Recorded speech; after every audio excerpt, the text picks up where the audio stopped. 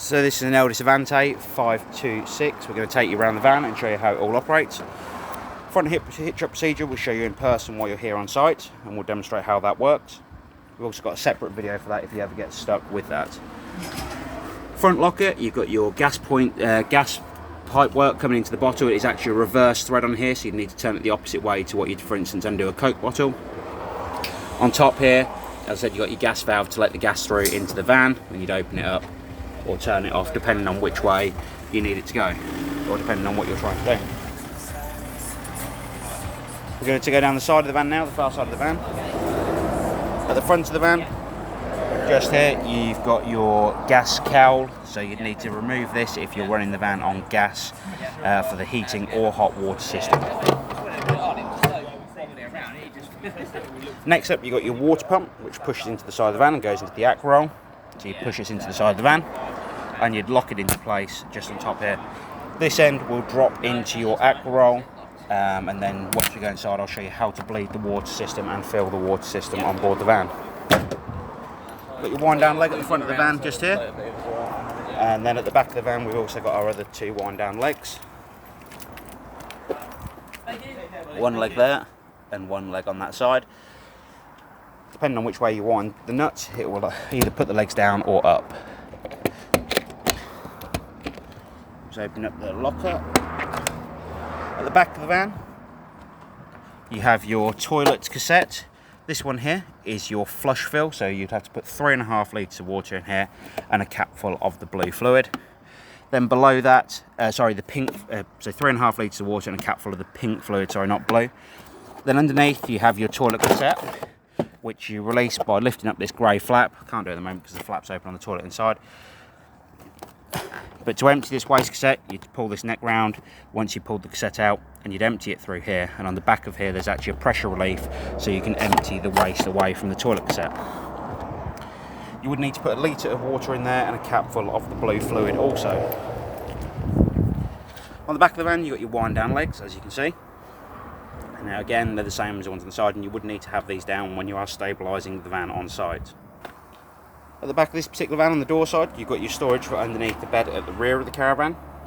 I'll show you how to get access to that, but to access it from the outside, you just press the buttons in and the cabinet will come open. You've then got your fridge vents behind the door.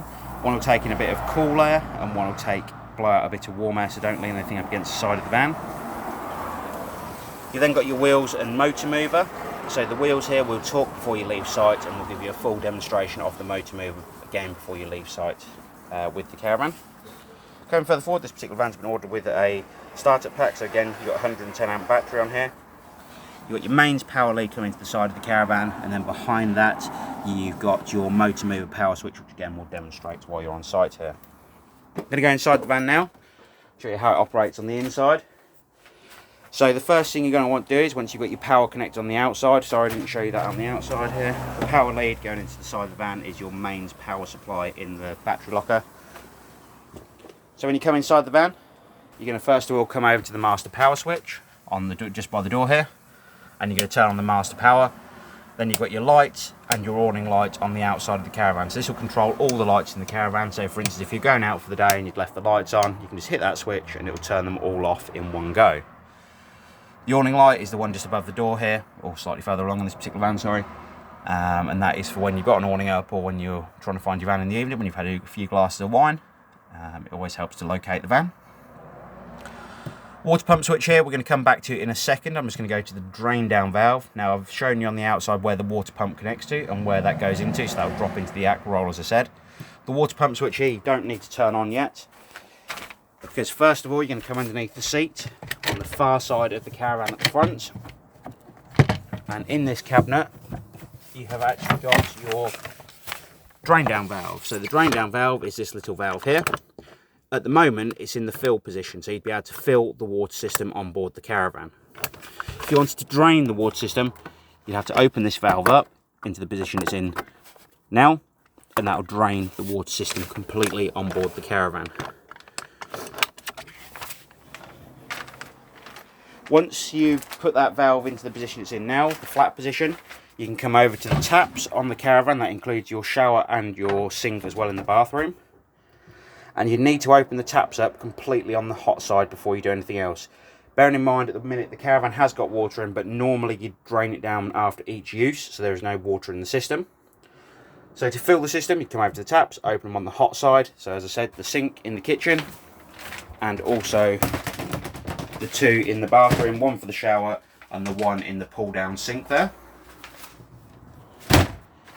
Once you've got them taps open and you've got your aqua roll outside of the van and you've got your pump connected, you can come over to the switch panel, hit the pump, and eventually once the pump's got enough pressure up and it's got water the whole way through the system, you'll have water continuously coming out the taps.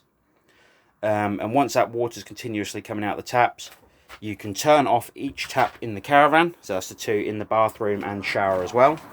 And then at that point you can leave the water pump on. You do need to leave the water pump on so it continuously fills the system when you are using the water. If the water pressure starts dropping, it means your aqua roll is starting to empty, and you would need to fill that tank back up again. So I'm just going to give it. So if you want to warm the water on electric, on the left hand side at the front of the van, in the cabinet below the seat, you will find a set of switches just here. Now one of these is for your water heating. I'm not 100% sure which one's which. So the bottom power switch here is for your electric water heating. So to warm the hot water on electric, you'd flick this switch on when you're connected to mains power, and that will start heating the water tank itself. I'm going to turn that off for now. If the switch above is for the heating, and I'll come back to that in a moment and demonstrate how that works. If you want to warm the water on gas, you'd come up to the control panel just here, now the one that says Ultra Store. Think of that as a water store instead of Ultra Store, so water store is what we're playing with now again. To ignite the water system on gas, so it warms on gas, you would turn this dial here round to the gas symbol, and you get a green light appear behind there. It's quite hard to see in the video, but I can assure you the green light is on. If it fails to ignite for any reason, there'll be a red light that appears behind here, and it will do that in a moment because the gas is currently turned off. On electric, it's a preset temperature of around 40 degrees of water temperature. If you want to use it on gas, you've actually got the option to turn the water temperature up to 70 degrees, which does get rid of Legionnaire's disease, I do believe. So you can set that to 70, and that will warm up the water system. If you are going to shower on board the caravan, you will need to use the gas to boost the water heating on board the van. We would advise, if you're going to use it as a hot water for the shower, set it around 45 to 50 so it boosts the system and it warms the water a little quicker. So we're going to go back to below the seat at the front now. If you want the heating on in this particular caravan, you've got a switch here that is for your heater. As you can see, we've put it on there. So you'll flick the heater switch on. That won't turn on the heating straight away. So it'll just put power to the switch on the wall up here to the right of the water store switch. And to control the heating, if you're going to use it on electric, you'd need to either select 500, 1000 or 2000 down the side here. Now what that relates to is the amount of power that is available on the site you are staying on. So for here, for instance, we can only use 500 watts of power. So I'm going to set that to 500 watts for a moment. So that is the power that's coming into the van set. And to control the temperature of the heater on electric, you have this dial on the outside. It's not a temperature setting, it's more of a power level setting for the heater. So if you had it set on 9, that is going to produce the maximum amount of heat it can with the 500 watts. If you're on 2000 watts, it's going to heat up a lot quicker, and it's also going to be a lot more of a heat coming out of the heater itself. Now coming down to the heater itself, you can run this on gas. So the heater's just down by the bed, as you can see just here. I do apologise about the blurriness on the video. It will clear up in a second. If you want to use the heater on gas, you've got this dial just here, which you can spin round to between 10 and 9. Hold down the gas valve and then hit the igniter on the left hand side. Once it's ignited, you'll get a pilot light in the window down the front here at around a 45-degree angle. Now the heating system works on blown air also, so around the van we've got vents coming out in various places so that you can spread the heat around the van. But at the moment, while this dot is on the centre here, the heat will just come out the front of the heater. The wave symbol here is your blown air. So when I flick this over, the fan will kick in. I don't know if you can hear it on the video. But on top here you've got a fan speed, similar to what you've got in your car, so it works in a similar way. So that's continuous blown air on the left hand side. If you want it on automatic blown air, so it cuts in and out on a thermostat, you can put it onto the A on the right hand side. Once that's done, you can then, as I said, control your fan speed on top again. But if you've got it on blown air, like I said, the heat will come out around the vents around the van. I'm going to leave that on for now because it's quite a warm day today and hopefully it will chill the caravan slightly. Toilet system in the back of the van, very easy to use. You've got an electric flush just here,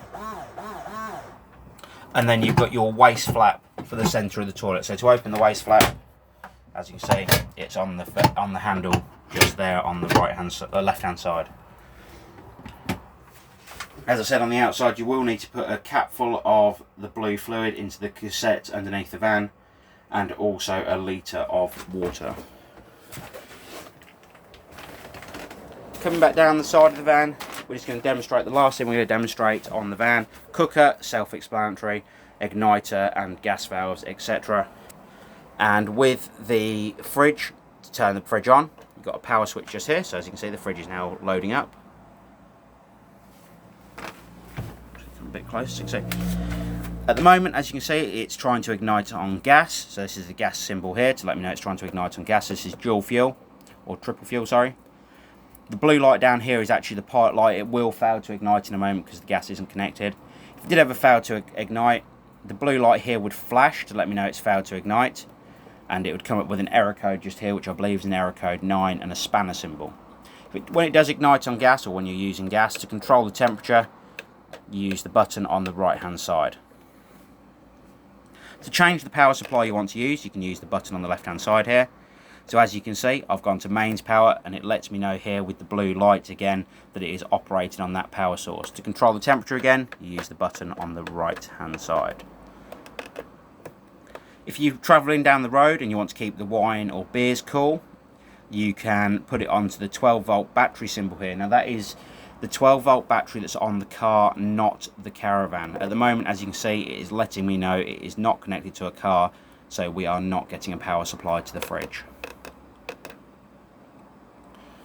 As I said, that's the last thing we're going to go through on this particular caravan. If you have any questions on the van at all, please do give us a call here at the Caravan Company. Again, I do apologise for the blurriness of the video. We are just using a tablet to do these. So if you do have any questions, please do give us a call here at the Caravan Company, and we'll do all we can to assist you in sorting the problem or getting the help you need. Thank you very much. Bye-bye.